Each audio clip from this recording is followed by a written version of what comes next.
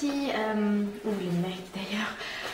Alors je fais cette vidéo après 4 mois d'absence car j'avoue que j'ai pas trop eu la motivation et donc fallait que je la trouve.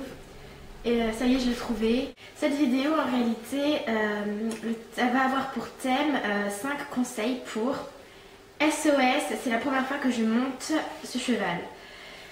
J'ai pas vu beaucoup de vidéos comme ça sur YouTube, du coup je me disais c'est une bonne idée. Et c'est un problème que moi-même j'ai déjà rencontré, alors je pense savoir un minimum de quoi je parle. Donc voilà. Premier conseil, surtout il ne faut pas écouter les ragots des gens de votre âge qui ont déjà monté ce cheval et qui ont eu une mauvaise expérience avec lui parce qu'elles n'y arrivaient pas tout simplement. Ça va juste vous stresser et faire que vous allez appréhender et du coup vous allez avoir peur et vous n'allez pas oser faire quoi que ce soit sur le cheval et le cheval va ressentir votre peur. C'est ça qui va faire que ça va mal se passer. Alors surtout ne pas écouter ce qu'elles peuvent dire, mais ce qui est bien d'écouter c'est plutôt les conseils que vont vous donner votre moniteur, votre coach ou bien des gens plus vieux que vous qui connaissent ce cheval, qui ont d'expérience. Surtout ça c'est très bon de les écouter parce qu'ils peuvent savoir les petits tics du cheval, tout ça.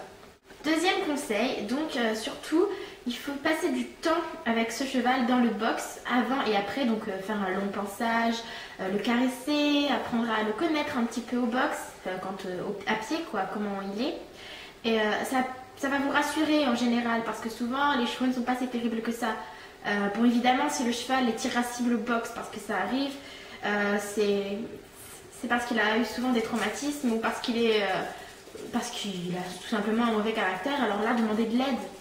Ne restez pas terrorisé et ne mentez pas quand on vous demande si vous avez fait les sabots juste pour pas paraître idiot, parce que oui, tout le monde l'a déjà fait ça.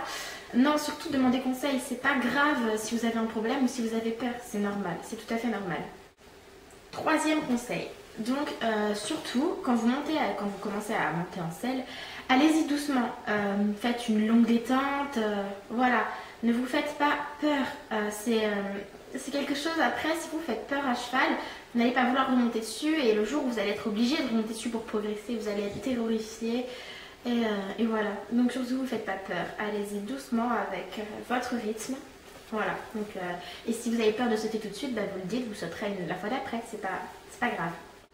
Quatrième conseil, donc le travail à pied. Si jamais vous n'avez vraiment pas confiance en un cheval et vous voulez vraiment pas monter dessus parce que ça vous fait peur, n'hésitez pas à travailler à pied avec ce cheval. Ça va vous rassurer et instaurer un lien de confiance qui peut aider entre vous et le cheval. Alors n'hésitez pas à demander à votre monitrice de faire un peu de travail à pied parce que parfois ça peut être très utile. Cinquième conseil, toujours après une séance, qu'elle se soit bien ou mal passée, demandez un débriefing à votre moniteur, votre coach, parce que ce débriefing vous permettra de ne pas refaire les erreurs que vous avez faites la fois d'après et ça va vous permettre de progresser et justement de comprendre pourquoi ça n'a pas allé ou pourquoi au contraire pourquoi ça allait bien là, c'est très important. Voilà. Bon voilà, c'était la petite vidéo, elle n'est pas très longue parce que j'avais pas envie de faire quelque chose de spécialement long.